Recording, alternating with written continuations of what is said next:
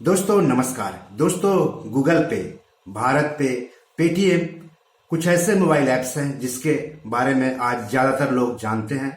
उसके जरिए पैसों का लेन देन करते हैं, खरीदारी करने पर पैसों का भुगतान करते हैं। ये सब मोबाइल ऐप्स हैं जो कि डिजिटल पेमेंट करने के काम को आसान बनाता है। लेकिन क्या कभी आपने सोचा है कि जिस मोबाइल ऐप का आप इस्तेमाल करने जा रहे हैं वो भारतीय कानून के हिसाब से अपना कारोबार कर रहा है या नहीं कर रहा है, या फिर भारत में जो कारोबार करने के लिए जरूरी लाइसेंस होते हैं, जरूरी मंजूरी होती है, वो मंजूरी उन मोबाइल ऐप्स कंपनियों ने ली है या फिर नहीं ली है।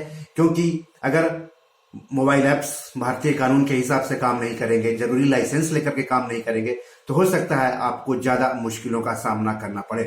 तो यही जानने के लिए रेशमी पी भास्करन नामक शख्स ने दिल्ली हाईकोर्ट में एक जनहित याचिका दायर की थी। और याचिका में उन्होंने गूगल पे, व्हाट्सएप पे, अमेजन पे के बारे में ये जानकारी मांगी थी कि क्या ये सारे जो कंपनियां हैं या मोबाइल ऐप्स हैं वो भारतीय कानून के हिसाब से कारोबार कर रहे हैं या नहीं कर रहे हैं, और जो कारोबार करने के लिए जरूरी लाइसेंस होते हैं वो लाइसेंस लिया है या फिर नहीं लिया है। तो उसी के जवाब में जो बैंकिंग रेगुलेटर है अपना आरबीआई यानी भारतीय रिजर्व बैंक, और शेयर मार्केट का जो रेगुलेटर है और कमोडिटी मार्केट का जो रेगुलेटर है सेबी, उसने अपना जवाब दाखिल किया। सेबी और आरबीआई ने हाई कोर्ट को बताया कि गूगल पे, व्हाट्सएप पे, अमेजन पे मौजूदा भारतीय कानून के तहत ही काम कर रहे हैं और उन्हें जरूरी सभी मंजूरी मिली हुई है। साथ ही साथ उनके काम काज पर मौजूदा कानून के हिसाब से नजर भी रखी जा रही है।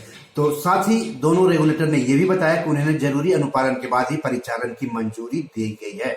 यानी गूगल पे, व्हाट्सएप पे और अमेजन पे को लेकर के आपके मन में कोई संशय नहीं होनी चाहिए, कोई उलझन नहीं होना चाहिए, क्योंकि ये जो तीनों हैं, अमेजन पे, गूगल पे और व्हाट्सएप पे, वो कानून के हिसाब से ही अपना काम काज कर रहे हैं और उन्हें जरूरी लाइसेंस मिला हुआ है। सेबी के मुताबिक उसने प्रतिभूति बाजार के आंकड़े प्राप्त करने, खंडवार आंकड़ों के दायरे की पहचान, आंकड़ों की जरूरतें और कमियां के अलावा सूचनाओं की गोपनीयता को लेकर सुझाव और सूचनाओं तक पहुंच से संबंधित नियमों के लिए बाजार आंकड़ा परामर्श समिति गठित की है। आरबीआई ने कहा है कि एकीकृत भुगतान इंटरफेस यानी यूपीआई, यानी मोबाइल ऐप्स का जो हम इस्तेमाल करते हैं वो यूपीआई के तहत करते हैं। तो यूपीआई के परिचालन के बारे में किसी निकाय को मंजूरी देना पूरी तरह से भारतीय राष्ट्रीय भुगतान निगम यानी एनपीसीआई के अधिकार क्षेत्र में है। एनपीसीआई ही इस संबंधित नियम, दिशा निर्देश और यूपीआई भुगतान की निगरानी संबंधी प्रक्रियाएं बनाता है।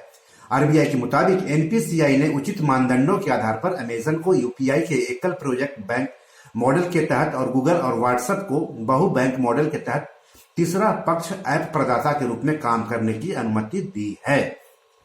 तो दोस्तों इस तरह से गूगल पे, व्हाट्सएप पे और अमेजन पे को लेकर के कोई उलझन नहीं है। सेबी और आरबीआई ने इस बात की जानकारी दिल्ली हाईकोर्ट को दी है एक जनहित याचिका के जवाब में।